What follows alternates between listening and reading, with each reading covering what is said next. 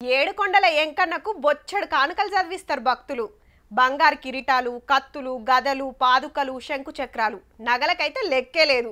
కొందరు ఛార్జింగ్ తోటి నడిచే స్కూటీలు, కార్లు, బస్సులు సమర్పిస్తే ఇంకొందరు ఇండ్లు, ఇంటి జాగాలు రాసిస్తారు దేవునికి.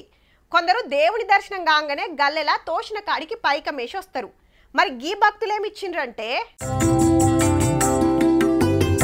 తిరుపతి ఎంకన్నకు కొప్పెర సమర్పించిండ్రు. కొండ మీద భక్తులు కానుకలేస్తానికి గల్లెలు పెడతారు కదా, గివ్వే తెల్లని బట్టల రాగి ఇత్తడితో తయారు చేసిన గంగాలం పెట్టి గుడిలా కడతారు. భక్తులు గల్లెలేసిన కానుకలు ఏ రోజుకు ఆ రోజు ఎంచుతారన్నట్టు.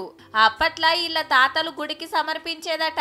9 ఏళ్ల సంధి ఇల్లు తయారు చేసి తీసుకొస్తున్నారు. ఇది సుమారుగా 70 కిలోల వెయిట్ ఉంటుంది. ప్రస్తుతానికి 2.5 లక్షల విలువ అవుతుంది. దీన్ని తయారు చేయడానికి మినిమం ఒక 20 రోజుల నుంచి నెల వరకు పట్టొచ్చు. ఏండ్ల కమానం కొప్పెరతోని ఎంకన్నకు గిట్ల సేవ చేసుకుంటున్నారన్నట్టు. ఈ ముచ్చట ఇట్లుంటే 2 రోజుల సంధి కొండ మీద ఆన పడుతుండే వరకు వచ్చే భక్తులకు తిప్పలైతుందట. రూములు దొరుకుడు సుతా కష్టమే ఉన్నదట. కొండకు పోయేటోళ్ళు జర చూసుకోండి మరి.